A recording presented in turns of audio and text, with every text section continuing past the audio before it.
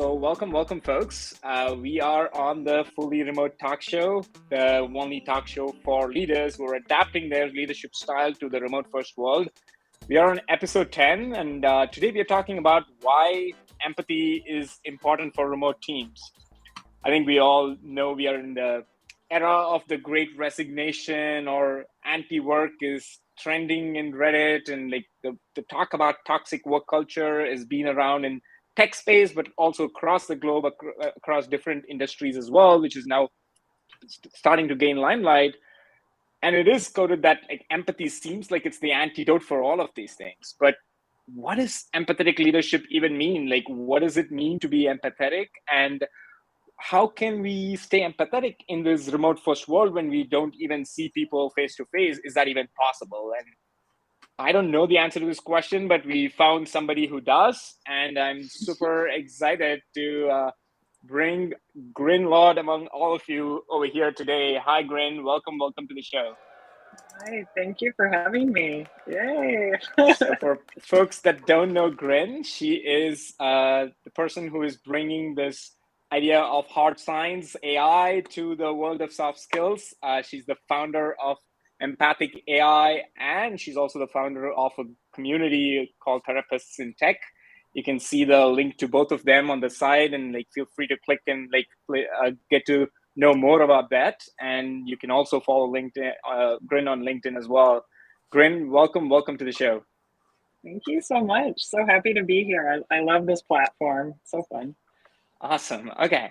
But we have a lot of questions that we want to ask you, but before that, we want to do this sort of tradition that we generally do, which is check in with the people who come in over here, and just do it as a one word. Again, this is sort of following the same tradition of making you sort of check in, zone in to what we are doing over here, be ready to participate in this next 20-30 minutes of discussion.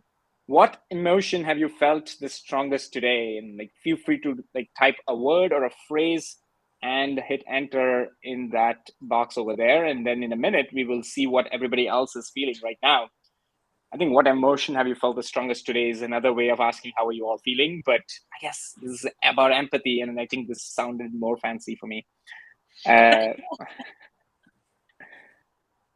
I'll just give another 30 seconds for everybody to type how they felt, check in, maybe remember what the rest of the day was.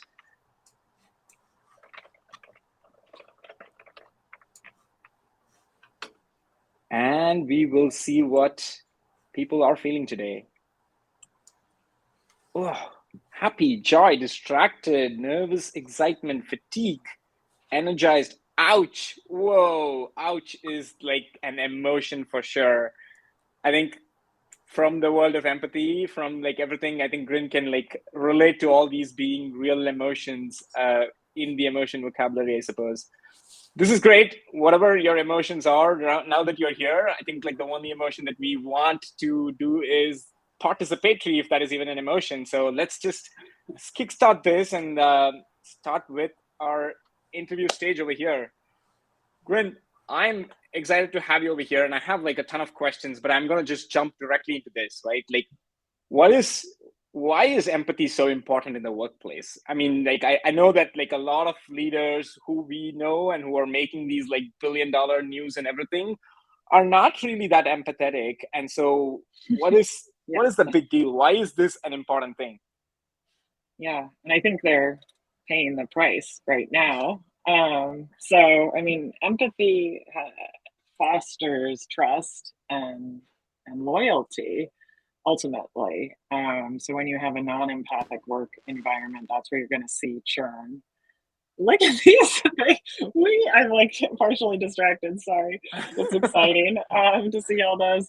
But right now, people, I mean, empathy has always been a value. I think it's been something that workplaces have needed for a long time, but we're finally seeing it right now because of what's happened with the squeeze on talent and the great resignation, that finally it's an employee market, and people want to be treated respectfully, and have managers that understand them. And the way I define empathy is accurate understanding. It's not necessarily someone that's kind or warm. That's kind of a misnomer. I will meet folks and they're like, oh, well, I'm not empathic. Like, I'm very direct and I'm not very good at empathy. Like, they think of empathy as something like only warm and fuzzy. But that's not true. Empathy is about understanding what the other person is feeling accurately. And that other person is the only person that can decide if they're feeling understood. So it's kind of a two-way construct where ultimately the person in charge is not, in this case, the manager, but the employee gets to decide, do they feel understood? Do they feel trust? Do they feel accepted? Non-judgment, things like that. There's a lot of related constructs to empathy as well. Because I'm a researcher and psychologist, I'm very specific about how we define the constructs. But it's certainly become a language, like in the vernacular, for people to kind of express what they need. And I do think of empathy sometimes in terms of needs assessment. Like, do you really understand what your employees need, and how do we communicate that? So yeah, the winners in this current economy will be the people that have the greatest empathy on micro levels in terms of their relationships internally, and then also externally to customers.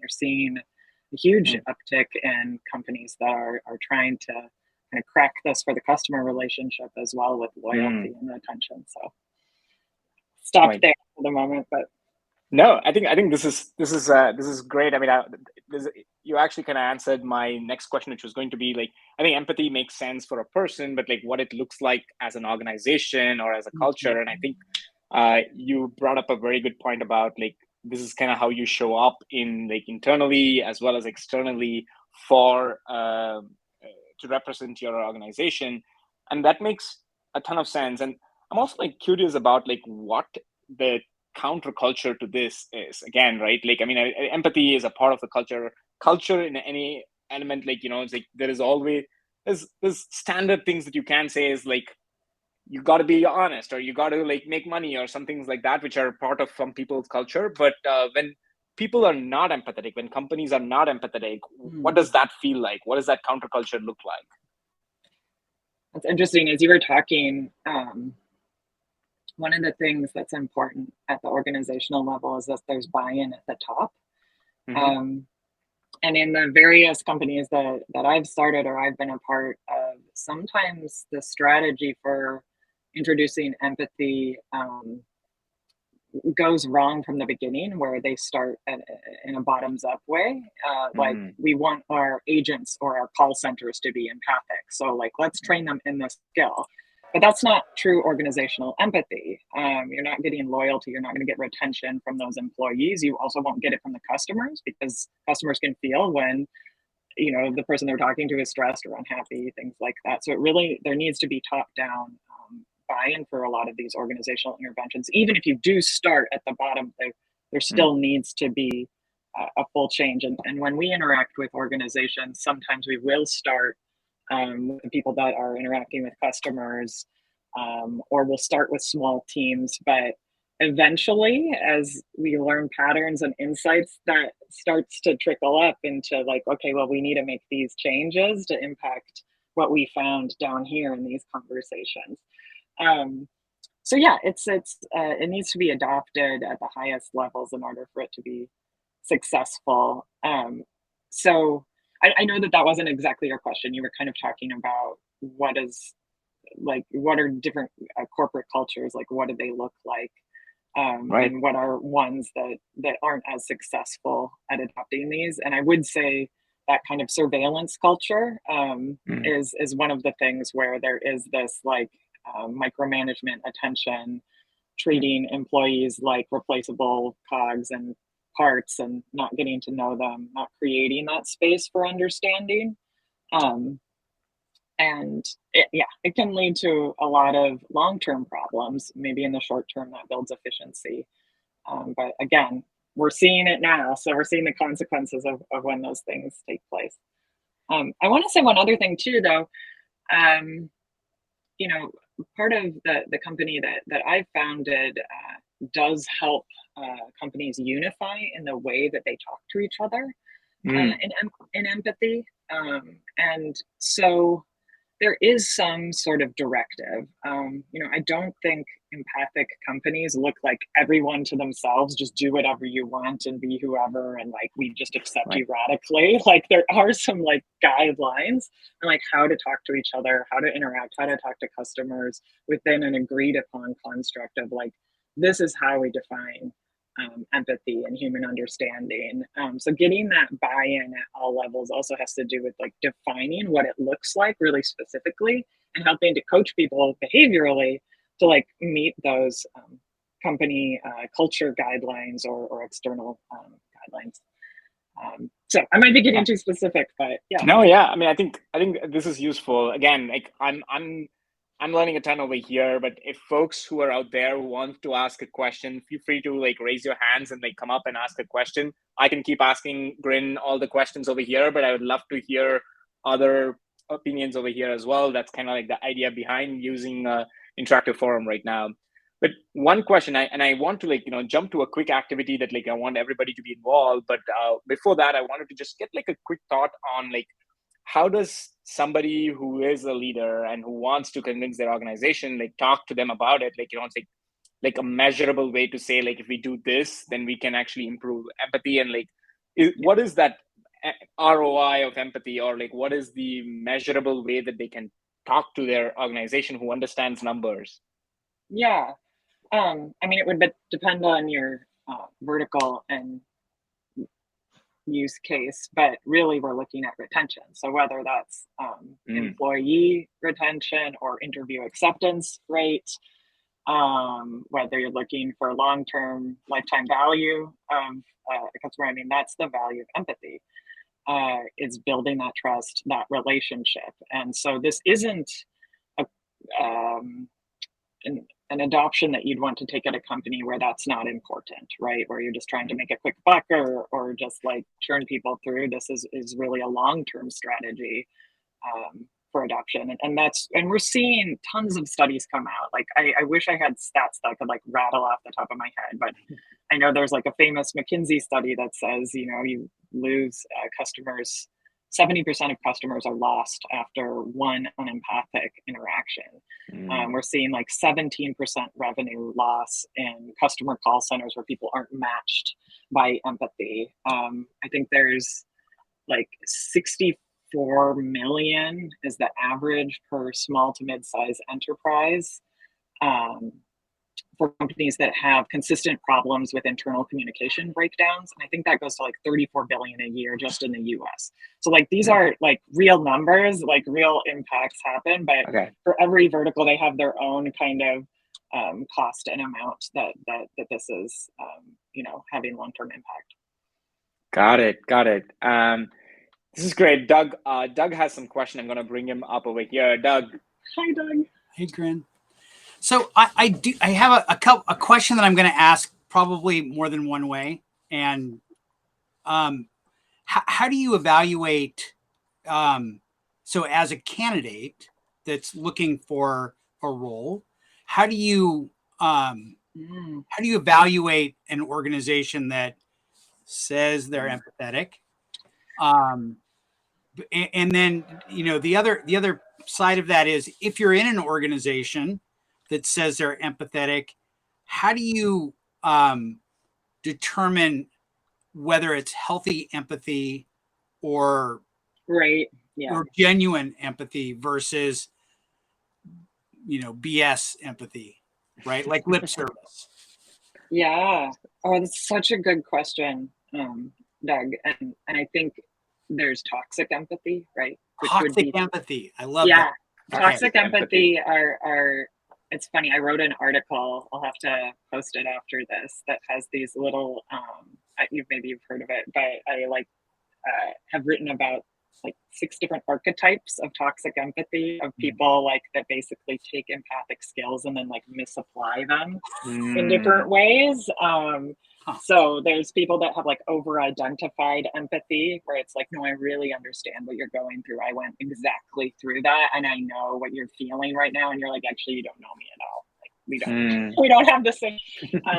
And there's people that are more robotic in it or like following scripts, organizationally, I think there are some red flags for things like that, where people say like, "Hey, we're like a family." It's like, no, Oh, it's not. It's not empathy. Like, so it's funny that you're saying this though, because on, oh my gosh, what day is it? Wednesday. Tomorrow, I'm actually giving a talk at Therapists in Tech about how to do job negotiation from an institutional trauma perspective, and we're giving our participants a list of like 30 or 40 questions that they should be thinking about or asking to evaluate whether or not an organization is a good fit for them.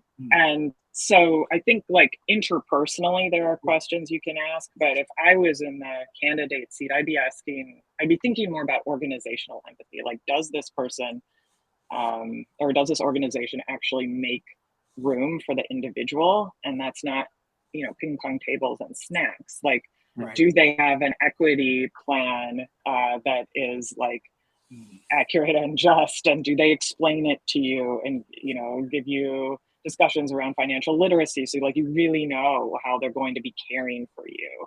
Do they like make the time to have additional conversations and network with you and invest in you? You see companies like Humanly, another Seattle-based startup, they're actually exploring models of one of the interesting statistics I've learned from them is that in the interview process, that folks that apply for jobs, I'm going to get the statistic wrong, but end up being like the super consumers of those products. So for a company like Starbucks or Walmart, like where they're, Apple, like tons and tons and tons of interviews, they are creating super customers in that process. And so it behooves them to invest in and care about and to try to understand their candidate in that, because they're creating loyalty right there in the interview. So yes, I could send a follow-up resource of like all the questions that I would ask, but it's more about like making space for that individual. And does the organization have the wherewithal? Like, are they thinking in those ways as they go through the recruitment process? I think is what I would be like looking out for. Good. I don't know, Doug, though, you're kind of an expert too. I kind of feel like switching, like this is great. I think, Doug, I almost sense that like we probably need to do a part 2 of this where you're over here in this seat and then like Grin's over there asking questions from the stage. So we should totally make that happen.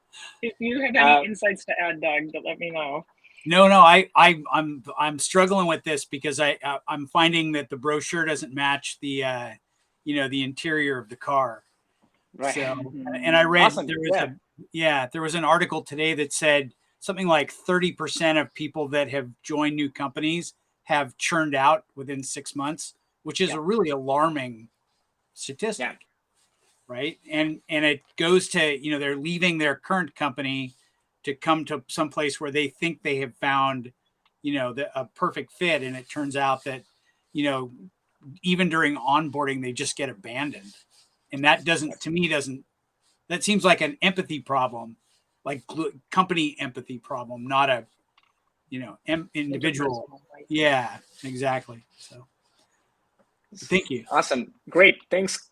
Yeah. Great question there. I think like I want to jump to a quick activity over here to just like sort of touch base on everybody to like think from like the perspective of empathy over here, right? Like, so I'm going to jump to this, and this is like a quick activity that you're going to do, which is that like you are a manager and the Elliot and Vishal are 2 people in your team, and you come to work and you see this in your Slack message. And I want you to like take a moment to see what that is, and then like think about like how you would respond to a situation like this empathetically. I mean, granted, don't tell me that like you will probably jump on a call, but that's fair. But like if you were to respond to this message, what would you type over here? And I would love to have everybody type their answers in the bottom over there. Your response is what I should say here.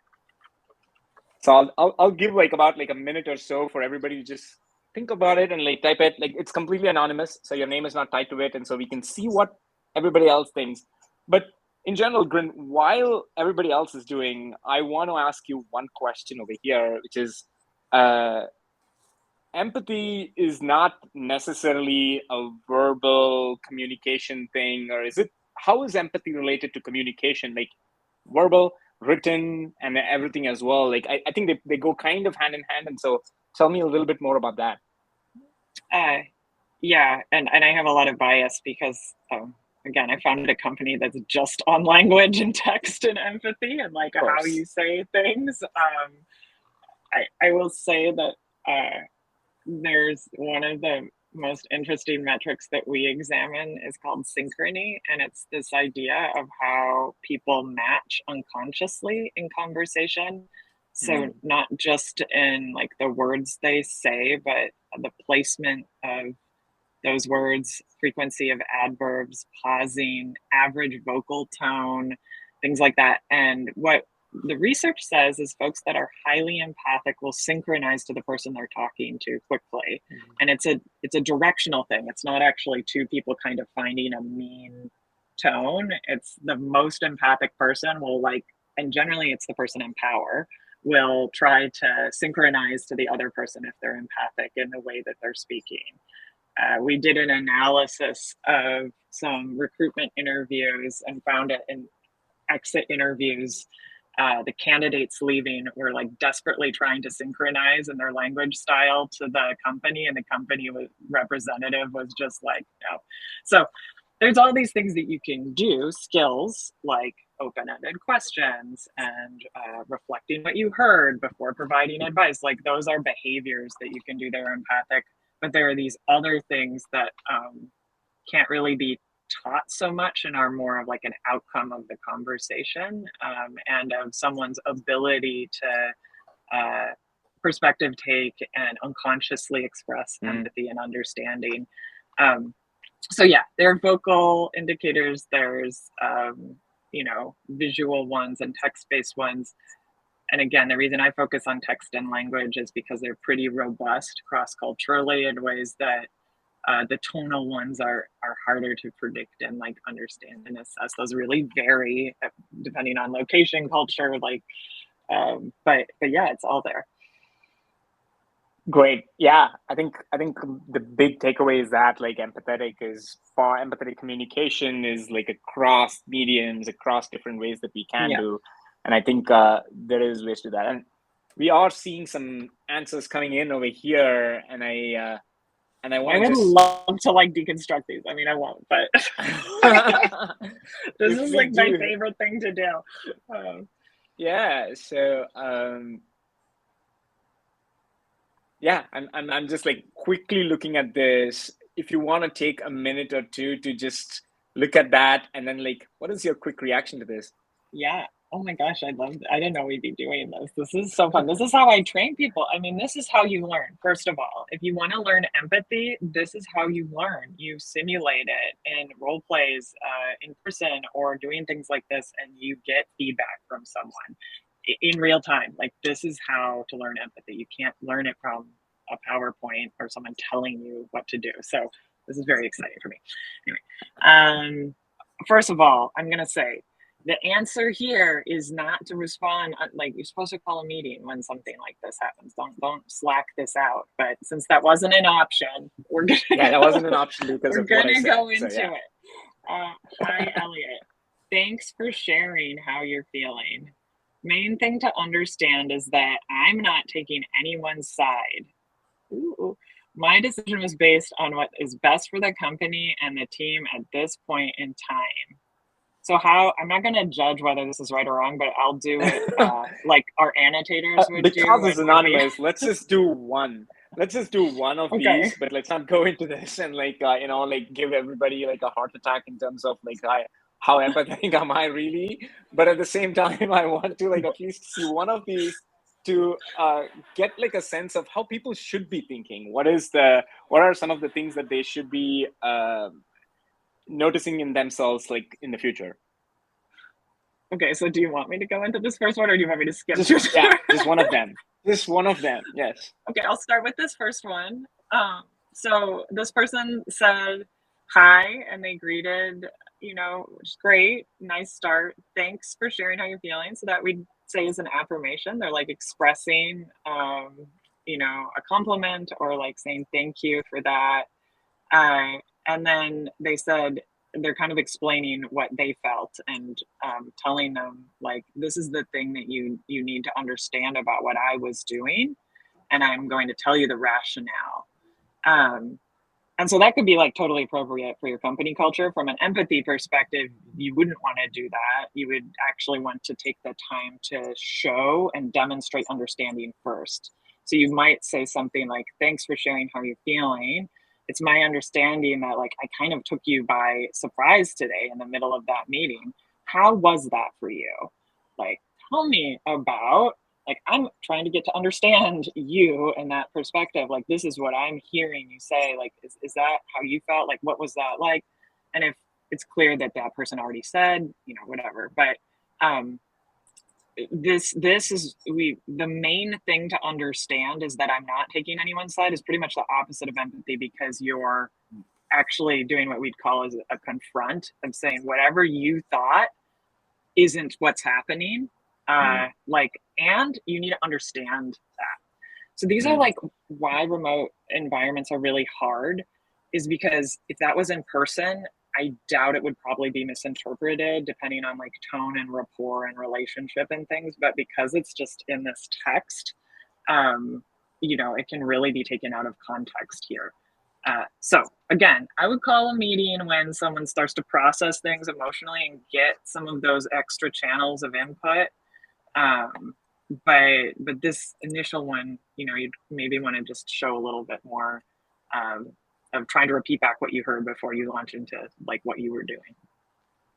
But thank you to whoever did that. Thanks for being vulnerable and sharing that. I know. I mean, I guess I think if I had typed the answer over here, and like I would have probably like done all the classical mistakes of empathy. So I'm glad that like I was talking and not the one who was typing, but brave of whoever who was typing over there. This is awesome, and I think it's given us some things to think about, right? Like I feel like none of us have really thought about like messaging on Slack as like demonstrating empathy, or many of us have not, but like we should be doing that. And I feel like a good wake-up call for this for sure. And maybe we have a recording, we can go and like look into the rest of this as well like later, but I want to jump back to sort of a question answer mode over here again. And again, folks who have other questions, feel free to type your questions over there. Again, like in the spirit of anonymity, if you want to ask an anonymous question, that's also possible over there, and then we can like answer that. Or you want to have a comeback to whatever Grin just said, that's also possible in the anonymous as well. A lot of options. A lot of options. But I have one question for you while others have what is typing over there is like, with this whole remote work and with like this emphasis that like, oh, meetings are bad and like meetings are like, you know, like taking too much time, and like let's move to asynchronous communication. This could have been an email, this could have been this, and we are seeing how text-based communication is like really hard for empathy. Like, what is the like, is this whole idea of asynchronous communication and like doing things offline have an effect on empathy, or like how can we do that empathetically as well? Yeah, I mean, there's so much to talk about here, because not only are we getting, it would be one thing if we had stable teams that knew each other and had built trust and were coming online. But what we're getting right now in this current environment is people that have never met each other in real life or talking to each other, having to engage remotely through tools where it's very difficult to interpret meanings. And we're also getting much more reliance on like a global community. Like now you can, even as a small startup like mine, I can hire people all over the world. They can join my Slack, things like that. So, Jai has a question. But has a question, but the problems are layered in that completely. And how I've approached that internally at my workplace, first of all, I think there's gonna be a lot of research that comes out about this, like, and how to do this definitively well. But my recommendation is, if you can, as a company, invest in getting that trust built quickly, like doing an in-person retreat if possible, when a new team member joins, or getting your teams together to like really be with each other first, you can kind of relax on all the digital stuff. Like it won't be misinterpreted as much because you've had that time to build rapport and language. Like people aren't going to take it. But if you don't have that, then the asynchronous communication and the online communication is really important. And you have to be extremely and like overly attentive to how that might be interpreted because you don't know, you can't judge, and you have nothing in your bucket relationally to fall back on. There's no rapport built, right? So anyway, my high level advice is like get those teams together to build that trust as quickly as possible so that you can have and suffer some of the miscommunications online. And if not, again, like plug for my company, we do this kind of Grammarly for empathy thing where we autocorrect in real time. It will at least give you an indication of taking a pause and saying, okay, like an AI objectively said that this could be misinterpreted. Do I want to send this message right now? How do I want to like say this? But yeah, it's a hard problem. Yeah, I love that analogy that you mentioned about like having that bucket filled. It's I mean, is that Brené Brown who has this whole like jar of marbles that you fill in relationship with another person, and like the more meaningful connections that you have, you fill those marbles, and then like any bad things is just drawing from that marbles until like you're just emptying it out. I feel like that makes a lot of sense. Is like these team building and everything can like fill those marbles or fill that bucket, you know, metaphorically. Exactly. Yeah. And I love that. Jay, I will bring you up to ask the question before we move on to like the money question about like how we can affect this in companies. But Jay, what is your question? Yeah. So in the beginning, you mentioned this point about which I kind of summarized as the difference between confusion between empathy and sympathy. Like people miss those things quite a bit. Because kind of said empathy is not like the warm fuzzy feeling. It's more about literally can you actually understand what's going on in the other person's head, right? Mm-hmm. Which to me is like was a real light bulb moment. Like okay, that's the difference between empathy and sympathy. That's perfect, right? Now a few people, some of us actually can do this naturally, more naturally than the others. And for those of us who are not able to do this more naturally, what would be like the 3 or 4 points that you would sort of advise as ways in which you cultivate this on a daily basis? Like, are there 4 things or 3 things I could do where actually I could go and like improve my strength of empathy on a daily basis? Like, because especially in a remote world, the soft cues are gone too. So it's harder for someone who's already finding it hard to empathize. But I want to empathize, but what could I be doing? What 3 steps or 4 steps I could be doing on a day-to-day basis? Yeah. So empathy actually does follow some rules. There are things you can learn. The part that you can't learn is the one I was talking about before, synchrony, like that kind of ability to intuit and attune and stuff like that. But there are skills, and the skills can get you to a really good approximation. So even if you have no theory of mind or perspective, or like, you know, worst case scenario, you're some sort of sociopath, if you follow these skills, like you can get pretty darn close. So the first one would be reflective listening and practicing that. And I've actually like written an article called "If you have to like learn one skill to survive any conversation, learn that." Like learn how to repeat back what you heard in a number of different ways. And you can survive like a 40-minute conversation just by doing this when you get really good at it. And that's what like therapists do for the 50-minute hours. They literally just repeat back what they heard in a number of different ways. And when you get really good at it, it's varied and people don't notice that you're doing it. So the easiest way to start with that is by saying sounds like blank, like you feel blah, blah, blah, or sounds like you're doing this. And even when you do it in a robotic way, it's like the skill is so powerful. So like, let's imagine you're in an argument with a friend or a spouse or whatever. If you start reflecting and you start repeating back what you heard, even if they know you're doing it, it's like an undeniable power. Because when people feel and they hear like repeated back to them what they actually are feeling, and they're like, yeah, that's right. It like everyone like relaxes, de-escalates, like aligns for a second, even when they know they're participating in it. So that'd be the first skill. I could talk about this forever. I do like 3-day trainings, but second one, I'll do it like quick. But the other would be open-ended questions, so questions that can't be answered with like yes or no. And you want to try to like balance your ratio in a conversation so that you're doing a couple open-ended questions and then reflecting, and you don't good conversation, empathic conversation, isn't a bunch of closed-ended questions. And I think when we're little, we kind of like don't get taught that. We are taught like, oh, if you're curious about someone, ask them a lot of things. And actually that's kind of a stressful situation to be as the participant and the receiver. Like, oh, what am I going to ask next? What am I going to say? What am I going to do? Like, I gotta like be like, where are you from? What do you do? You know, like you just want to do like a couple of open things and just like repeat back what you hear. Right. So those are two skills you can start with. There's and like for the rest, 15. subscribe on this link. Excuse me. Yeah, no, seriously, you can. But yeah, so I mean, this has been researched. There's a lot out there. Like we know what to do. It is a hard science in some ways. Like we have objective ratings. Like we know how to do this. It's just training it is hard, and you can tell someone to do that. But I guarantee you, if you were to go tonight and like talk to someone for an hour and I were to sit next to you and you're like, I'm going to just do reflection, it would be so hard. And this is the like brutal training we go through as therapists, is we actually have to have someone like code us doing these things. But yeah, it's really, these are skills you have to practice. So yeah, awesome.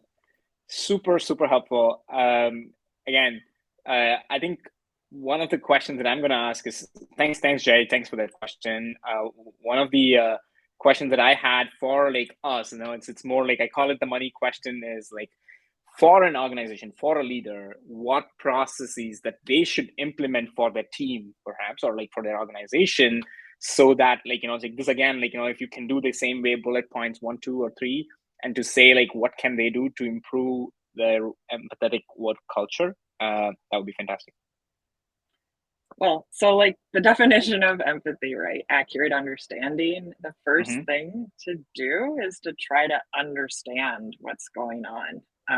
You know, if people are leaving your company, you should be doing exit interviews. You should be doing retros. You should be like trying, before you come in with like a workshop or like a, you know, I don't know, some sort of band-aid solution, like try to get accurate understanding, and leadership that cares and invests that time, that's going to go a long way. I would even go so far, and this is a little bit idealistic, but to people that have left the company a long time ago, like just like do a retro on your processes, like do an assessment, take stock of what's going on before you try to address it. And you know, that doesn't have to be interviews either. You can use tools like Empathic and other tools where they do conversation analysis and email, and like you can get a sense of how you're behaving now and what you need to improve, and really get like a detailed outline of that. The main thing though to keep in mind for those type of assessments is sometimes what happens in leadership is that they use them then to like fire people, or like they uncover problems, and it doesn't actually foster learning and skill building and understanding. It just becomes like another mechanism to like improve efficiencies. So I would also say like number 2 would be to invest in training. And if you really want to work on retention, like invest in those top performers and helping them and empowering them to continue to help others, but also invest in the people that are coming in and learning and maybe making mistakes. Like, how can you provide space for them to like talk about these things? Like, I think the idea, and I know employers know this now because they're having to retain people that maybe in the past they would have fired because they have no one else to, you know, work. But really just this mindset of moving towards a training environment would be like my kind of number 2 thing. So those, I'll stop there. I'm sure there's like lots of things, but I tend to see like a workshop approach or a talk approach, and that's not going to change a lot, unfortunately. So. Great. I think if I were to like repeat what you just said, and ooh, nice. See, there you go. I learned something today. If I were to say that, it's about being band-aid solutions don't work. Being able to like take stab of all your processes and like you know, truly understand what is working, what's not working, reflect upon it, and then like invest in training, whether it is for newer managers or high performers, or like even people who are having a difficulty with this, and like invest in training. Fantastic. I love it. These are amazing, actionable things that any leader who is adapting their work to a remote culture can do this. And so this is great. I think I could just keep asking about this, but like we're already like woefully over time over here. Over and so time. I want to Thank like you. start wrapping down. And before we wrap up, I want to like remind folks that like next week we are bringing Vivek again. Vivek was here last week and spoke to us about how to interview people, specifically technical talent. And now we are going to talk to him again about like building a high performing. That's supposed to say remote engineering team. So he is going to like tell us about that, and that's the conversation for next week. I will send you folks reminder about that again Wednesday at 4:30. With that, we are towards the end of it. So before you go away, please just write down one top takeaway from this show on the right over there. And while you are doing that, I want to thank Grin for sharing your insights and like having this as a fun and awesome conversation, as I always have with you. Yeah, thank you. I have to say, this is like my most favorite interview podcast thing I've ever done, because I love these games and engagement. It's like, yay. So thank you. Awesome. Great. Wow, look at this. Top takeaways. Cool. Well, thanks so much again. Empathy Thanks is for clear all of you that understanding the came. thoughts of the other person. Reflecting is very important. To listen and repeat. Ask open-ended questions. Yeah, I think seems like a lot of things that you're saying has been resonating over here. Super helpful. The recording of this is going to be available shortly, and I think we can like take that section where you gave those like bulleted points as a really like a quick bite of learning for anybody to take away, and I think that was super helpful. Great. Anytime. Yeah, I do long trainings on this, so I'm really happy that someone could take one little piece from these things today. It's great. Yeah. All right. Awesome, folks. Yeah, feel free to hang out over here. We usually do, and then like chat about things. But otherwise, like we will see you next week on Wednesday at 4:30. Thanks so much, Arjun. Yeah. Bye. Bye.